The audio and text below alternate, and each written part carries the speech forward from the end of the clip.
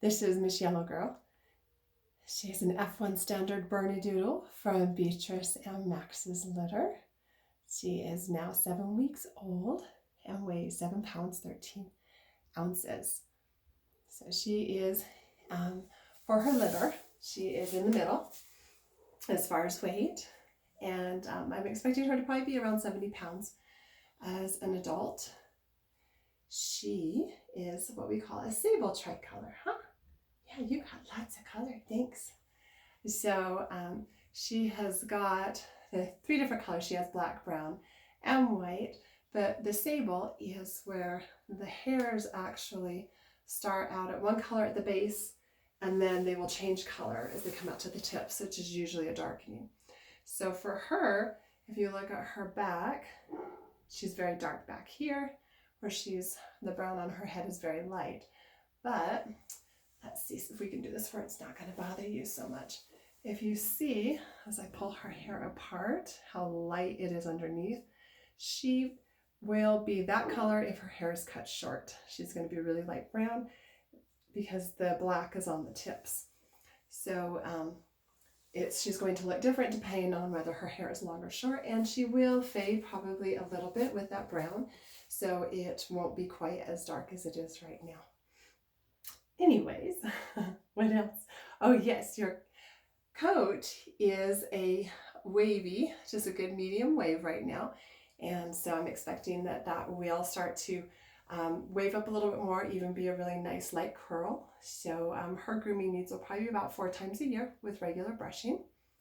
Her energy level is the highest for the litter. Now when I say that, that doesn't mean that she is a spastic puppy. It's not super high energy when we think of that. It's just what it is for this litter and what it is for a Bernedoodle. So high energy for a Bernedoodle is what you would consider more of a medium energy with dogs in general. But she is the highest for the litter. She is, and always has been consistently, our busiest puppy. She's very active, very busy about everything. Yes.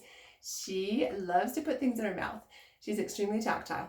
She wants to touch it. She is not content to sit back and watch and see what's going on and wait a minute. She wants to just dive right in. She's got to be hands-on to be able to understand her world and what's going on. Now, that's something that she will eventually grow out of, but as a puppy, it's definitely something to keep in mind. So she's going to be one that is going to be picking up everything in her mouth. So if anything is on the ground, cords, things like that, she's going to be checking them out. So making sure that your home is puppy proof is going to be pretty important. And making sure that everybody else in the household knows that and keeps stuff picked up, and that she's got lots of toys, lots of things to keep her busy with that, because it's a need that she has. And that's how she understands her world. So she's going to need lots of things to be working on. Food puzzles are going to be awesome for this girl. That's going to keep her brain going and keep her really happy. She does love everything, just like her dad, Max. She thinks the whole world is just a big plaything just for her, which just makes it super fun because you can do just about anything with her and she's up for it. She's also really good about solving problems because she constantly seeks. She is really good about persevering. She doesn't give up and just sit and cry. We do lots of boundary work with our puppies, so they need to learn how to go up and over things, or they have to come around something to get to us, and it's really hard when they can see you, but they can't get to you immediately, but they actually have to go around it. And sometimes they will just sit there and cry, and then we've got to move over a little bit and try to coax them. But her little tail gets going, her body gets going, she just gets so busy, and she'll just keep working back and forth until she figures it out on her own. And so that, like I said, is just the way that she learns her world. So with that, she would do good in a home with children that are at least 10 years old or older, just because she's going to take a while to learn her world, and this is the way she does it. And so with young children in the home, that would make it more difficult for her. And she does love, she is very sweet and very gentle.